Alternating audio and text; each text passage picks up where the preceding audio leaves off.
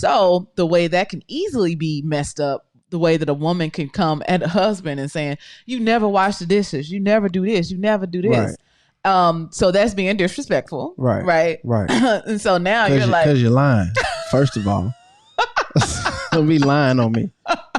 Whatever. Disrespectful to go around spreading lies and rumors. Hey, what's up, y'all? It's Sid the Entertainer. I'm asking y'all to check out the Loveology podcast. This is... Hello, and welcome to the Loveology Podcast, where we talk about love and life with laughter. I'm Ashley. And I'm Jason. He's the carefree one. She's the serious one. And we're married. We have been since 2012, and we like to think of ourselves as a couple of loveologists. Not because we are the experts, but because we just love love. We enjoy studying and talking about it, so we thought, let's just start a podcast. A place where we can share what we have learned about love, relationships, and marriage. You can share what you've learned, and we can all grow together. So here we are. Are you ready? Let's get started. Hey, what's going on, everybody? Thank y'all for checking in yet again for another episode of the Loveology Podcast. What's up, baby girl? How you doing? I'm good. Hey. I'm a little tired. You a little tired? I'm tired. We all tired. We have a long weekend, long week, all that good stuff. How's y'all weeks going? Is it, man, let us know if you got some issues, some problems, man. How difficult was your week? But you made it here today with us, and we thank y'all. Yep. And make sure you hit that subscribe button, hit that notification bell so you can get all the good stuff. Hit that like button, help with the YouTube algorithms. For all my people that's listening on the audio only, man, we need y'all help. Man, we're trying to grow this YouTube channel. We are growing this YouTube channel. Go to YouTube, hit that subscribe button. Even if you like to listen to it, the audio version, man, still go to YouTube. We're growing this thing. We appreciate y'all. Thank y'all. And man, we're gonna get this party started. Oh. I also want to throw in there, like I said last week, if you dislike anything that we say, man, let us know. We can all use some improvement, you know what I'm saying? So let us know what we can do to improve on. So thank y'all. Yeah. All right, baby. What we diving in today? We're diving into something that we probably should have talked about a long time ago. Because we make mention of this book all the time, yes. But we've never actually talked about this book or did episodes dedicated to this book. So we are entering into a new series. I have a job now, so so we're gonna split this book up some, right? Yeah. And it's very good information, and we need to let it, settle in anyway, right? Okay. So we are talking about love and respect. Love and respect. All the listeners that's been listening to us for a while. We reference this all the time. So definitely we're going to give a shout out to Love and Respect. Who's about Dr. What's his name? I don't know how to say his name. Emerson Eggerichs. Yeah, Dr. Emerson Eggerichs. You'll see it. So y'all, we can YouTube and figure it out how to pronounce it. But shout out to him. Love and Respect is the book. So let's jump right into it. Yeah, absolutely. So like I said, we mentioned this book quite a bit because when Jason and I got engaged and we're about to get married, I so smartly asked someone, a deacon in my church, in my home church. I was in the Navy and I was in Norfolk, but I would call back and talk to some of my friends in my old church. And I told him I was getting married and, did he have any advice? Or, he said, yes, I do. Yeah. You need to read Love and Respect. You and your husband both need to read Love and Respect. Right. Said him and his wife read it, and it was just transformational, right? Wow. Yes. So I took his advice. Part of life is hearing the advice, and the other part is taking it and doing it. Yeah. Right? Applying the advice. Applying the knowledge, So right? everyone that's listening right now, you can hear us. But it's your choice if you want to apply the things that we're bringing to you guys. Yes, absolutely. Yes. Hearing is one half application is the next. Just like I was saying earlier on our live discussion, and just to really jump on that real quick, live discussions we have every Wednesday at 6 p.m. Pacific, 8 p.m. Central, and 9 p.m. Eastern. Man, it was we had an awesome time because we're not the experts on, we're not the experts. We don't say we are, right? Mm-hmm. We're learning this thing. And so Loveology is a community. You all are Loveologists. Mm-hmm. And so we have people that ask questions, right? And we love how everybody participated in our live discussion last week. So definitely, if you're listening to this and you have questions and you can't make the live discussions, just shoot us an email at loveologypodcast.com. loveologypodcast@gmail.com. And, we can display those questions on the screen, and the entire community can help and assist in answering the question. Absolutely. And it's recorded, so it's live, but it would be on the website later. Yeah, it'll be on YouTube, and you could just check out the live. Yeah. Yes. Mm-hmm. So let's jump right in, baby. I just had to touch on that real fast. Okay. So yes. Again, love and respect. This is about a woman's primary need to feel loved, mm-hmm. and a man's primary need to feel respected. We mean primary need, like we're gonna get into it. Okay. All right. So this is the whole basis of this book is based off a scripture, and it is Ephesians 5:33, the 5th chapter, 33 verse. Mm-hmm. Paul writes, "Each one of you also must love his wife as he loves himself, and the wife must respect her husband." And the author was saying, when he read that, when he really paid attention to that, like he had actually, seen that verse plenty of times, but he never really dwelled and meditated on that scripture, right? Right. And he started to thinking, like, why would God basically say, hey, like instruct us in this way? Right. So a lot of this is a very gendered look at things, right? Right. Basically, men are this way and women are this way. Right. But of course, there's exceptions, right? Yes. So I will say that. But I agree. I agree with the book. I'll say. But basically, we're just talking about how the love and respect, what he calls the love and respect connection, is a key to any problem in marriage.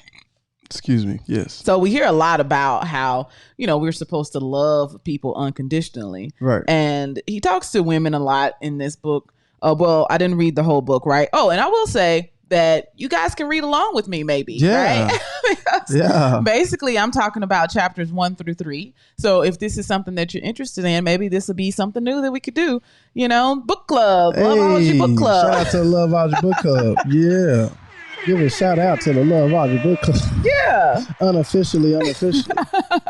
So yes, I'm discussing chapters 1-3. So if you find this interesting, grab a book and come on, let's read along. Read along with me. Exactly. So, we hear a lot about the unconditional love piece, right? Right. But he says that women, when we talk talking about unconditional love, like even if he, talking down to you and not giving you attention and just doing you wrong, you still supposed to love him through that? So we'll get into that. Okay. I think what he's saying is that women are naturally, not saying that men are not loving, right? But women are naturally more loving, nurturing. Right. So we have like a higher tolerance, right? Right. For things, and we're just we can. You tend to put yourself on the back burner. You tend to put the man before you. Yeah. Just because, like, by nature, we just want to nurture and love and mm-hmm. And we let things go, right. To help. That's how we're helping. We love. That's how we're loving. It's right. helping you. Right. So I think that what he was saying in the book is that because women naturally do this, mm-hmm. right? They may not naturally do the other thing. Right. Which is show respect all the time. Mm-hmm. And then there's some confusion about what respect is. Mm-hmm. It doesn't mean that you have to do everything that this man says to do or just take whatever bad treatment that he's inflicting upon you, right? So no, he's not like saying that you need to just suck it up and deal with any sort of bad treatment. Right. No suck it up, buttercup. You shouldn't be telling your wife that. No. But we're going to get more into it. Okay. Hopefully I can do a good job at explaining exactly what it is, because people can hear this and be like, what? Just kind of feathers start to ruffle before, you hear the whole message. Right. So listen with the ears of the Spirit, right? Just be open, right? When you learning something, you have to be open. You have to retrain your mind, right? That's what, learning is all about, because you didn't know this beforehand. Or some people may know this already, but they may catch a nugget that may can put everything together. Right. You know what I'm saying? A little bit, can gel it all together a little bit better. Yeah. Absolutely. So let's get into it. I'm ready. Okay. So we're going to get into why love and respect are primary needs. But I just want to say that he calls it a cycle. He calls it the crazy cycle. This is what he's saying. When a husband feels disrespected, it is especially hard to love his wife. When a wife feels unloved, it is especially hard to respect her husband. Correct. So when a woman does not feel loved, she starts being disrespectful. Right. And when a man feels disrespected, he starts acting in a very unloving way. Correct. It's just the cycle. Correct. It just continues and continues. And I did want to say that, like, because we read this book in the beginning, like, this was the foundation of our marriage, really. One of the foundational things that, that we had. I just think it really helped us a lot. For sure. Like, we learned this, and we never really got into this cycle. Right. I don't feel like we ever felt this cycle of like you feeling disrespected and me feeling unloved. Right. But it's because we read this book and we agreed with it and we applied it. Okay. But things I had to realize that it's levels. I think it's levels to love. I think it's levels to respect as well. So I think I've over time have increased my levels of love. You know what I'm saying? So for all that's listening, and for the people that read the book, I think it's your duty in a relationship, because most likely your partner doesn't know. So I think it's your duty in this relationship, if you're the only one reading this or listening, it's your job to stop the crazy cycle. You got to take it upon yourself to say, hey, let's stop this and let's reverse it. And I'm pretty sure we're going to get into that. Yeah. We're definitely going to get into who's supposed to go first. Okay. Next episode. Okay. So we just want to make sure that everybody understands what the author is saying. Okay. With the love and respect part. So I'm going too fast. Pump your brakes, brother. Pump your brakes. So we are talking about unconditional love and unconditional respect. Yes. But this is interesting, because this book is from when we first got married, so it's old. And I was listening to the book and I heard something that, I felt like broke it down all the way, but it's not in this book. So be careful of that. Maybe get a newer version of the Love and Respect book, because definitely get the newer version. Because this, to me, just breaks it all down. Okay. Because here's the deal. The author, may still be learning, right? Yes. And he may have put that out a long time ago. We've been married for almost 8 years. So this book was before then. So who knows what else he's learned in that gap and made a new addition. I think that he inserted what I'm about to read to you all, because there was some confusion about what he means when he says a woman is supposed to respect her husband unconditionally and a man is supposed to love his wife unconditionally. And how did you hear this new version? I have a library app called Libby and I downloaded the book and I listened to it. So Ashley listens and reads. Yeah, well, basically I listen to it, and then in order for me to speak to you all and be prepared, I, go to the book and highlight it, Yeah. So I will know what to say, so I won't waste your time. Because time is valuable. Yes, it's very valuable. Yes. Yeah. So let's jump in, baby. Okay. So here's what he says. When we talk about unconditional respect or unconditional love, we are not talking about the fact that the person deserves it. We are talking about respectfully confronting his unloving behavior. We are talking about lovingly confronting her disrespectful behavior. It is about who God has called us to be, not about who that person fails to be. The way it plays itself out is that a wife respectfully confronts things about her husband that she doesn't find respectable, and the husband lovingly addresses things about his wife that he doesn't find are very lovable. Again, it's about how God called me to be in the way that I deliver the message. This is what this is about, okay? We're not talking about respecting things that are not respectable. We are not talking about loving things that are not lovable. He said, I hope you can understand that, because this is the key when we talk about unconditional love and respect. So basically, it just goes back to communication. Yes. That's what we're talking about here. We're talking about for the women, which can be kind of difficult for us sometimes. And what he says in the book, too, is that we have learned to fight with our words, right? And some women... What do you mean by that?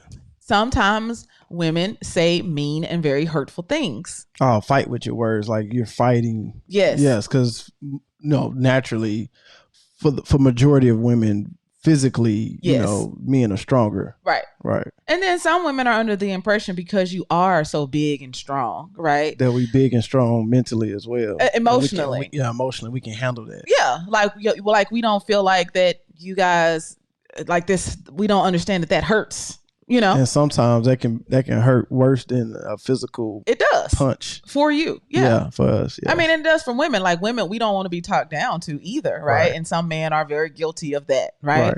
But a lot of times women can say very cutting things. The words, just that can use the last words. Some decades.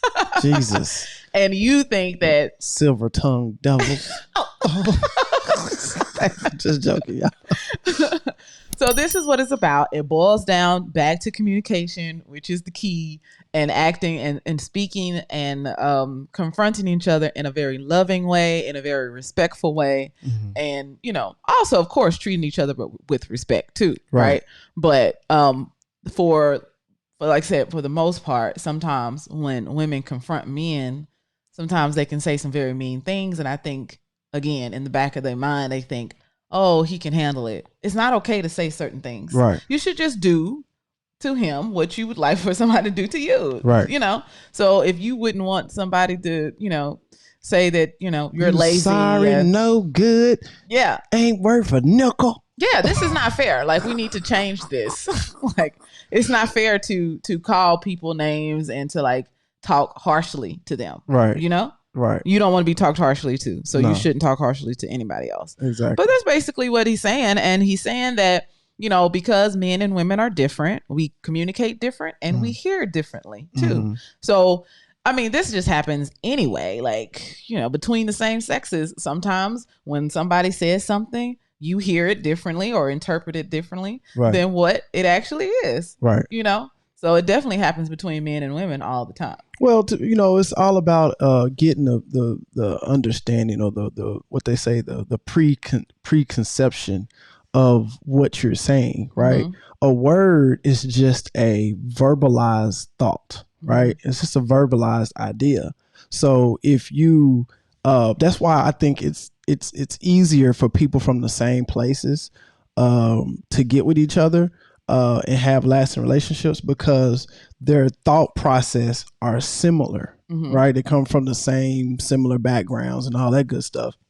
So that's the preconceived thought into a word. So my thing is, so if you're from a different, different place than I am, well, a word represents what you think. But what if y'all foundationally think differently? Right. So that word can actually mean two different things. You see what I'm saying? And that's when you have a misconception or a misunderstanding. You know what I'm saying? So you really gotta, words are very powerful, but especially the English language, the words can mean differently. So you gotta really get an understanding on what do they mean by that. So even if you hear a cutting word, right? Men, right? We gotta be strong enough to handle. Even if you hear that cutting word, let's get an understanding. What do you mean by that? Yeah, because maybe it wasn't meant to be cutting. Right. Like, maybe it just wasn't. Right. Right. So Kind of like the whole like and always and never and all that good stuff. Well, I agree with, now I've turned a new leaf, and I just agree that you shouldn't say those sort of words. But to get that habit out of your significant other's mouth, right? You have to get an understanding on what they mean, and they have to get an understanding of how that makes you feel, right? And then y'all can easily come to a conclusion that, you know what, we don't even have to use that word. You know what I'm saying? So I think that's what me and Ashley did. And communication, I love communication. It sounds so simple, and people think they understand communication, but communication is deep, man. And and I always say it always starts with listening. That's how can you communicate if you can't hear what the other person gave you, right? Okay, go for it. I don't want to go too deep into it. So in case we're going to pause and see, like, in case people are feeling like they don't understand how a man primary need is respect. And we kind of talked about primary needs we finished a book called His Needs, Her Needs. And this reminds me of a man, when we were discussing that book, we talked about a man's need for admiration. Yes. So that was another book that was pretty much saying the same thing, right? So he went to find some scientific research to further say that this is very true, that men they have a high value on respect. Okay, so he goes to this professor called Dr. John Gottman, and he actually wrote a book that I want to do on this podcast. We'll do it later. But he says that Dr. Gottman led a research team that spent 20 years studying 2,000 couples who had been married 20 to 40 years to the same partner. And what he found out was that the thing that really was very true in all of the couples that were happy was that the tone of their conversations was the same. He says, as these couples talked together, almost always there was what Gottman calls a strong undercurrent of two basic ingredients: love and respect. So basically, just keeping the emotions out of it, really. You know what I'm saying? What do you mean? Well, so instead of, emotions can throw you off. You know what I'm saying? What's that song? Emotions make you cry sometimes. And then it also make you fall in love. You know what I'm saying? So you want to pretty much take those emotions out of it, right? Just stick to the facts. What's what? You know what I'm saying? Hey, that hurt my feelings when you called me a no good lazy dog. Why would you call me that? Yeah. I mean, you can't take the emotions out of it. I don't feel like that's what you would say. I just think you just have to really think about how you're voicing your complaints. Right. But if your infliction, maybe that's a better word. Your infliction of your voice is high or inflection. Y'all with me, right? I ain't perfect. Right? How many of y'all perfect got that? Amen. So, amen. So what I'm saying is, you just, if you up here with it, that's going to cause the other person to come up here and you may miss the message, right? And if you down here with it, crying and all this, how you can't really hear, you know what I'm saying? So it's like you got to be even keel. I guess that's more so what I'm trying to say. I guess so. Yeah. Yeah. Well, there was a statement that he made in this book that you can be right but wrong at the top of your voice. I'm gonna switch it up a little bit. What? You can be right but be wrong at the top of your tone. Oh God! Come on, man. Why I gotta hate What's wrong with this? Can I get it? What's wrong with the way he said it? What's wrong with the way I said it? You can be right but wrong at the top of your voice. Okay, but what's wrong? I'm just saying. Why you gotta switch it up? I just like it. Look, can I rhyme a little bit? You know what I'm saying? For y'all, some of my closest friends, I'm some like a rapper. You know what I'm saying? Not really. I think I'm a better singer than I'm a rapper. What you think? I don't know. Sometimes you have a few bars. Okay. All right. I'll take it, man. I don't get too many of them, so I'm going to take it. Yeah. But no, I like that. But, you can be right, you can be wrong at the top of your tone. Right. I think people can digest it better and they can remember it. Okay. It rhymes. Yes. Yeah. So maybe. Yeah. Yeah. So he says that there was a nationwide survey of over 400 men. They asked this question, okay? If they were forced to choose one of the following, which would they prefer to endure? To be left alone and unloved in the world, or to feel inadequate and disrespected by everyone? Ooh.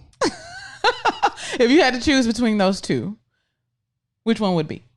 To be left alone and unloved in the world, or be disrespected? To feel inadequate and disrespected by everyone. Man, I ain't playing that game. How about that? We know that you'd want both of these. Yeah, I be seeing those things on Facebook where you say the Temptations, the 5 Heartbeats or whatever, and then one has to go. How about no? I'm just keep scrolling. I'm keeping all of them in my world. I'm not even gonna play with that game. So no, I don't want to play that. You gotta pick one. I don't have to pick nothing. Okay, we're going to post this question. I want to see what the men say, and I want to see what the women say. I definitely would say quick to be left. I don't want to endure being left alone and unloved in the world. You don't want to be left alone and unloved in the world, right? Quickly, I can say that. But I would rather endure the other one than to endure that. To feel inadequate and disrespected. To be disrespected? Of course, I don't want either one, Jason. But if I had to choose, I don't think you ever been alone then.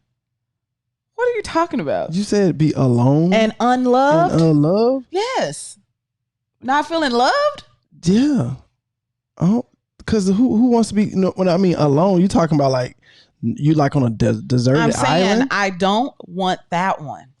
I'd rather feel inadequate and disrespected. I just want to make sure I'm getting the rules right. So you're by yourself on an island, just you. Why, Jason? What? I don't know. You said left alone. Why do you have to be pictured? I don't know. Are we literally alone, or we just still alone in the world and unloved? But we still moving around with other people? No, you're alone. You're just by yourself. Yes. You got some animals there? Maybe. Well, I don't know. The dogs, loving creatures. So which one would you rather to endure, Jason Harris? I don't know, man. That's a tough question. Well, you guys let us know. I want to know because I can say quickly. But you would feel disrespected by everybody. If I don't want to be disrespected. I don't either. But if I have to choose between feeling unloved and feeling disrespected, I'm gonna go with feeling disrespected. Man, nah. I'm good. Okay, so you're proving the point, basically. Most men, for these men, 74% of these men, out of this 400 men that were asked, 74% of these men said that if they were forced to choose, they would prefer being alone and unloved. As long as I have me a dog. Because you just can't stand the thought of being disrespected. No. That's the whole point. You're not finna disrespect me. For these over everybody? Man, please. For these men, the greater negative experience for their souls to endure would be to feel inadequate and disrespected by everyone. Okay, so listen to this very clearly, Jason, okay? Mm-hmm. These men are not saying that they are indifferent to love. They know they need love, but they need to feel respected even more than to feel love. Perhaps a good analogy is water and food. We need both to survive, but we can live longer without food than without water. Mm-hmm. For men, love is like food and respect is like water. Enough said. Respect is the key to motivating a husband. Okay? Do you get it? I like the food analogy. Yeah, I can rock with that. You need both, clearly.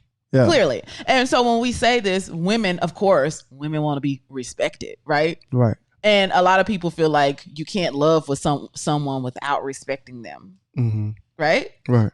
But it's still different because he would ask wives, or some of the people that's teaching this would ask a wife, "Do you love your husband?" And they said, "Yeah." "Do you respect him?" I don't know. And see, for us, no.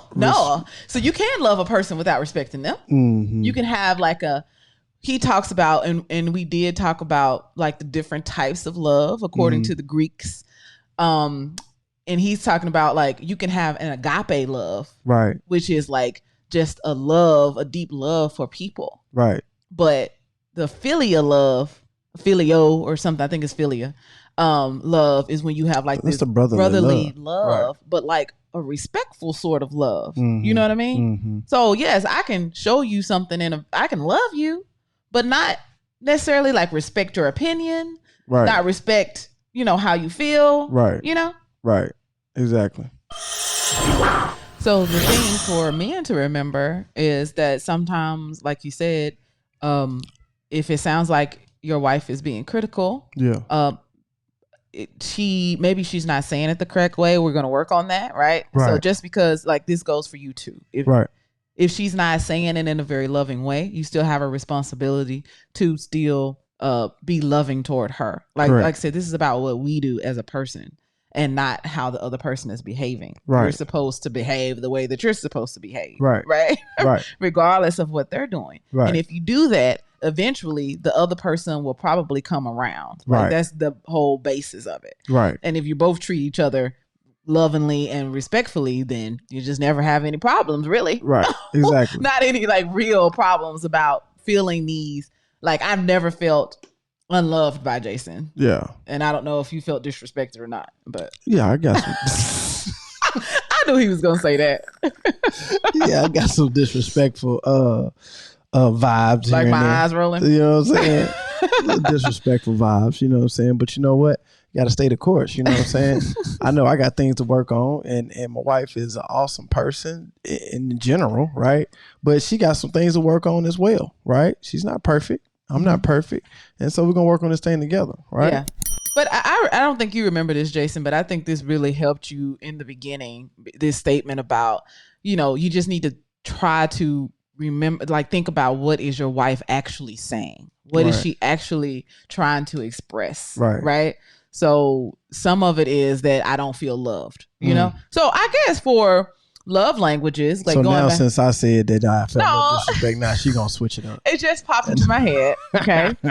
So like going back to, we've studied love languages, and my love language is acts of service. Mm-hmm. So if Jason allows me to do everything all the time and never ask for any help, never ask to help me at all with the kids or around the house, that feels unloving. It feels like, how can you do that to me? Right. So the way that can easily be messed up, the way that a woman can come at a husband and saying, you never wash the dishes, you never do this, you never do this. So that's being disrespectful. Right. And so now you're like, because you're lying. First of all, don't be lying on me. Whatever. Disrespectful to go around spreading lies and rumors. Yeah. So there's a way. Of course, I need to be able to complain, right? Nobody's saying that I can't complain, but there's a way to do it. There's a way for me to communicate my complaint. But now understanding that my love language is acts of service, right?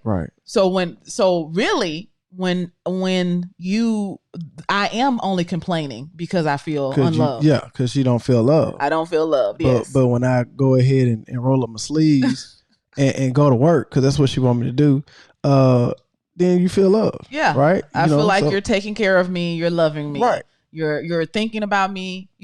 Exactly. Yeah. If men can remember that, and I feel like I remember hearing you say out loud, like, when I'm saying something like, she just wants my love. She just wants to feel loved. Right. We're really what it is, because I know you. Mm-hmm. I've been knowing you since we was kids. Right. Mm-hmm. So I know where your heart is. Right. And so it's like, okay, I know she's not saying this to disrespect me or to, it's something. Mm-hmm. I just don't know what it is. Right. You know what I'm saying? I know it's coming from a place of love. Yes. I do know that. Mm-hmm. I just don't know what's the problem. I got to figure this thing out. Right. You know what I'm saying? And that's a good point too, about just like understanding that your wife or your significant other is probably coming from a place of love, and like they are not coming from a place of, I don't know, I don't want to say it like that, because sometimes people can get real crazy, right? In the way that they approach things, and maybe they are not being very loving, right? Well, the mishap inside is because they're not fulfilled in love. That's just what it is. Whatever their love language is, it's not fulfilled, and so it throws them off, and therefore, depending on how you release those words, that's on you. Maybe you're not as skilled and you don't have your way around words to make it, more digestible for the other person. So you just loose with it, and maybe you just regurgitating stuff that you've heard before, maybe in movies, maybe it was your parents. Yeah. Maybe, it was a hurtful boyfriend or something. Just, you never know. Right. Yeah. Well, understanding that, okay, when I'm complaining, like you said, my heart, that like it's something that's missing, and that I do love you and I'm just complaining about something, so we just need to fix that. We just need to get to the problem of it and not take it personally as I'm attacking you. But even though it sounds just like you're attacking me.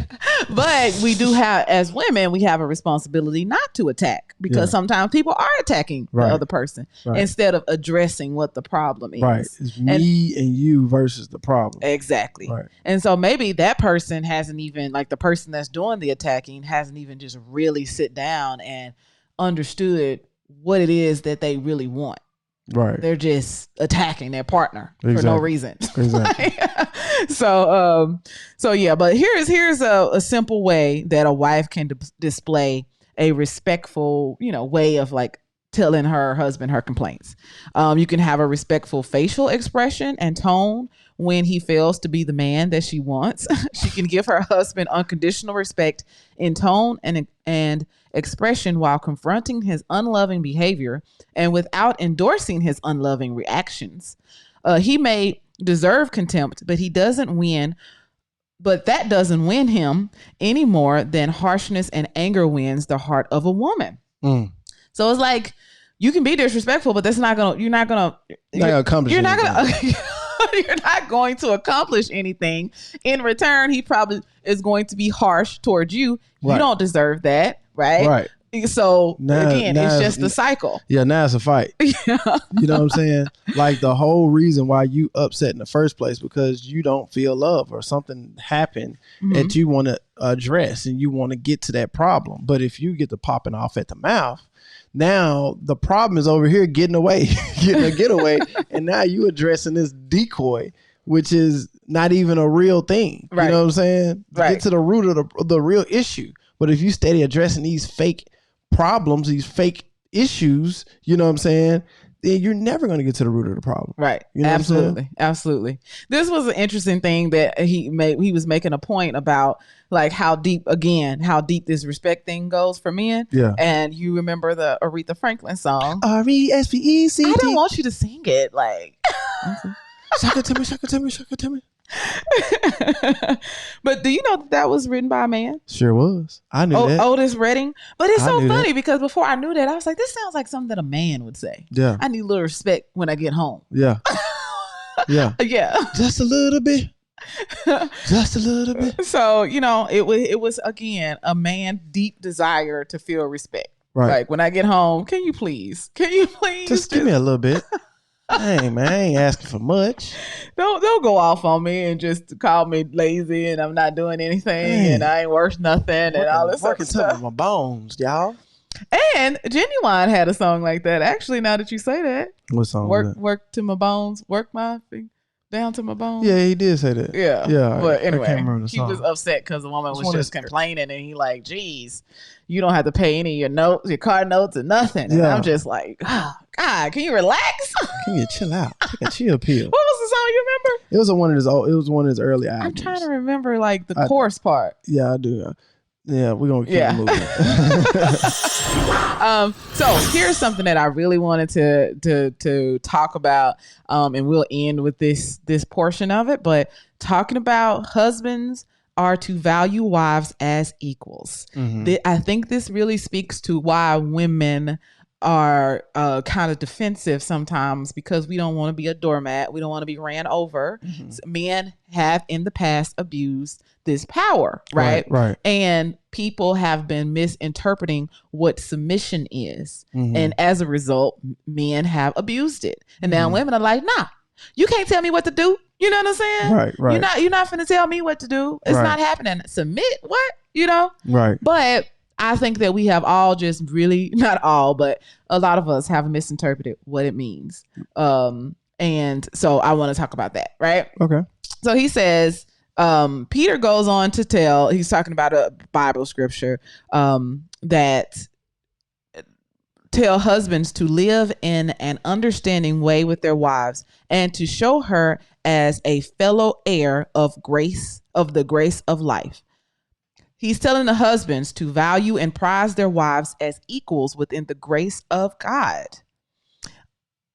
I'm your equal. Yeah. You're supposed to value me. Again, Christ is the head. You just showed me a picture not too long ago about the umbrella, like the husband being the head, God being the head, the husband being the umbrella over the wife, and then the wife. But the second picture that you showed me was God and then the man and the woman as equals, right? And I think that is what he's saying here. The way that he describes it is, first of all, if you have a loving husband who has a good heart, you don't have to be scared of him abusing this power, right? Because if he loves you as Christ loves the church, which is the people. Yeah, the people. Church, the church's people. Because some people get that confused and think it's the actual at the building. Yeah. It's like, no, it is about the people, right? So the scripture says that a man is supposed to love his wife as Christ loves the church and be willing to die for your wife, right? So if you like really love somebody that way, then you wouldn't abuse them, right? You really, you don't want to. So that's important is to understand. But going back to the head thing, this is the way that he describes it. Christ is the head. Loved the church and gave himself up for her. The prince goes into battle for the princess, not vice versa. So he describes the husband as the prince and the wife as the princess. Right. Okay. Consequently, the princess does not seek to be respected by the head. Instead, she yearns to be honored, valued, and prized as a precious equal, a fellow heir of the grace of life, as Peter unfolds in 1 Peter 3rd chapter 7th verse. I believe this is what the author is saying. The biblical order of things is that as prince, the husband is to be considered first among equals. By that I mean he is her equal, but he is called upon to be the first to provide, to protect, and even to die if necessary. And in society, that's pretty much how we view things. Yeah. We save the women and the children. You've seen Titanic. For sure. Right? Like when they're getting on the boats, the women and children first. Exactly. We send the man out first. Right. Now, of course, being in the military, of course, women are going to be on the front lines. And I'm not saying anything like women can't be on the front lines or anything like that. Yeah.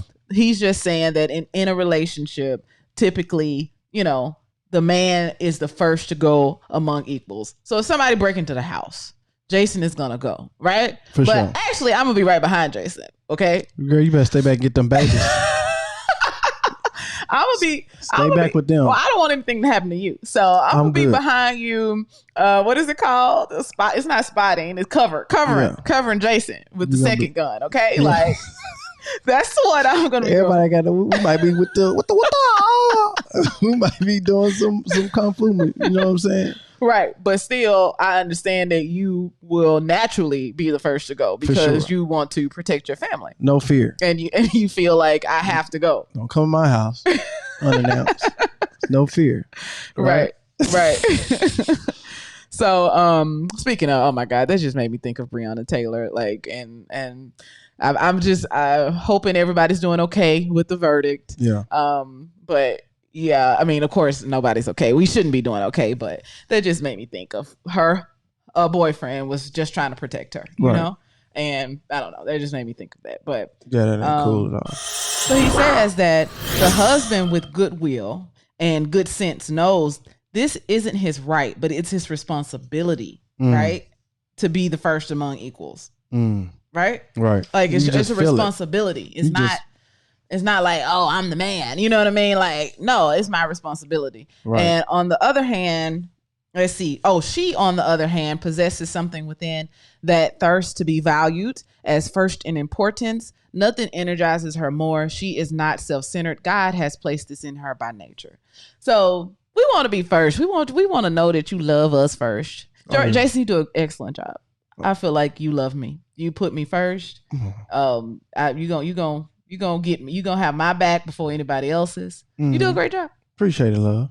And you also do a great job at showing me some respect around here. Whatever, Jason. You worked on that. You know what I'm saying? Which actually wasn't. She's not a disrespectful person by far. Right. But at the same time, you can't. She can get a little irritated, getting on my nerves a little bit. Yeah. And that's the very moment where you just got to take a deep breath from the nostrils. Breathe in through your nose and out through your mouth. Let it go through the gut. Say, now, how do I want to say this to him? Right. Sometimes you might just have to just all right, we're gonna put a pause for the calls and come back. Right. So a lot of people feel like you have to earn respect and earn love, I don't think that's true. I think you can just automatically give it. You know what I'm saying? What's wrong with giving everybody 100%? That's like trust, right? Why not give it to them? Then let them bring it down. You know what I'm saying? Right. Let them subtract the love or the respect, but let's see how we can keep it at. It's almost like levels of a power plant or something. You know what I'm saying? You want to because it goes up and down, right? That's just naturally human. We're not perfect, so I'm not gonna love her perfectly all the time, right? And she's not gonna respect me perfectly all the time. But it's important for us to get those checks and balances. Hey, we're getting some pretty rough levels here that sound the alarm. Hey, we need to have a conversation because this is how I'm feeling. Yeah. Right. Yeah, absolutely.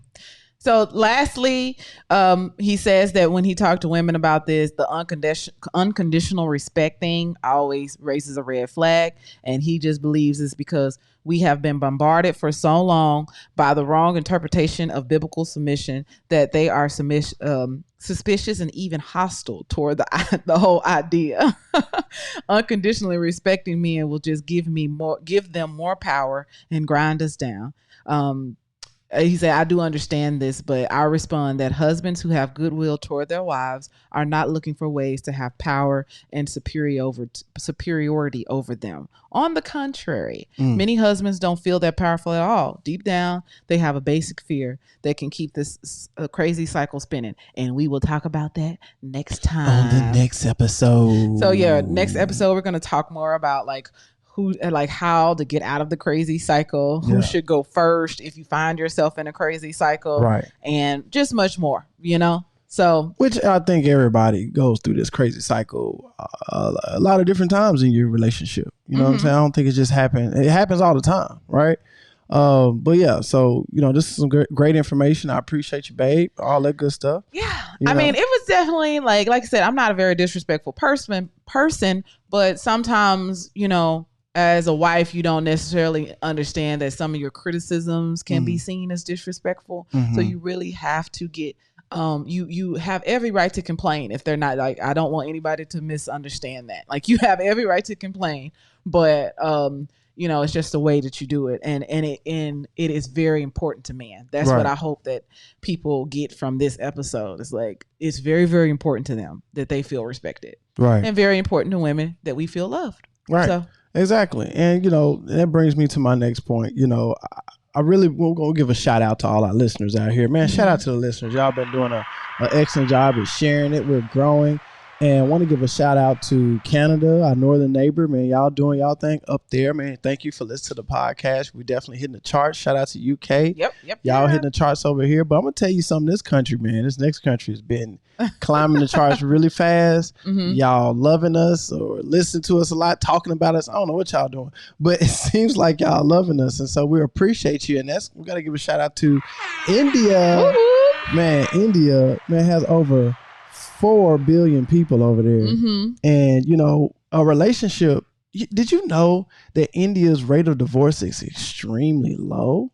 No, I didn't know that. Did you know that? I didn't. And they still, for the most part, they still do arranged marriages and stuff. Well, I was watching the Indian Matchmaker on Netflix. Yeah. Did you watch it? We watching a little bit of that. It's intriguing. They have what they call them, marriage brokers and stuff. Yeah, because it's not like actually like, I'm sure some people in India are still kind of getting married and never meeting the person. Mm-hmm. But the way that the Netflix docuseries was it's kind of like, oh, you just met is a matchmaker, right? But they may incorporate like the people's parents way faster, right? Mm-hmm. Or their friends. Like one of the episodes, the girl's mama was on the first date. Like they're just very clear that they are trying to get married, and we are testing to see.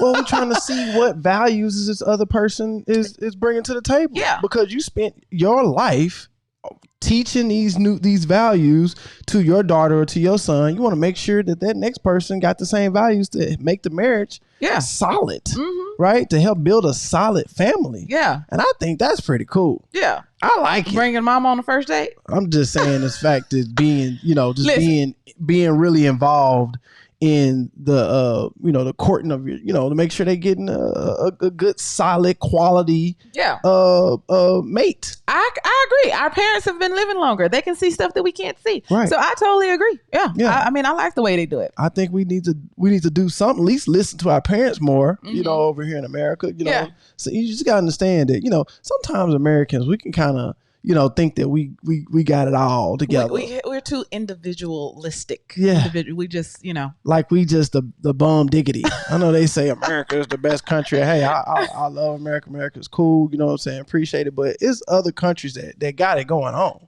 It's been around way longer than us too. Every place has pros and cons. Yeah. We watched that documentary called Where to Evade Next. Yeah. And he was basically Michael Moore was basically going to different countries and saying, you know what, I'm gonna take this good idea that y'all do in America, in this country, and I want to bring it back to America without going to war for it. You know what I'm saying? Just going over there asking, hey, how do y'all do this? So just want to give a shout out to India, man. Y'all doing an awesome thing over there. India is similar to the United States. It's actually like a federal union is what they call it. And it's multiple cultures and different languages merged together. You know what I'm saying? Like it's multiple. And so they call it unity through diversity. You know what I'm saying? And I think that's something that we need to, because we're very diverse right now, and America is splitting apart. But they fused all that together, and they've been around, like I said, they're ancient civilization. So, man, I think there's a lot to learn from India. So I definitely appreciate India listening and all that good stuff. So shout out to India, and in particular, I can't pronounce the names right now, but shout out to South India, because I think South India is the one that's really pulling in a lot of downloads. So shout out to India all together, but South India, y'all think, been looking at y'all, man. And also, once you get a chance, go to LoveologyPodcast.com, man. We got some new gear, man. The pandemic's still going on and all that good stuff. So we got some new premium face masks, right? They're reusable and washable. And you also have a portion where you can slide an extra filter inside the face mask. So go to loveologypodcast.com and check out those new premium face masks. And we also have this little key tool, it's a touchless tool made by brass, because the germs supposedly, a lot of knobs. Coronavirus out here. We don't have to touch the knob. A lot of knobs are made by brass because it doesn't transmit disease that much. Did you know that? Did not know that. Learn something new every day. And sometimes your knob fixtures may not be made out of brass, but they have that brass coating look on it because that's where it came from. Yeah.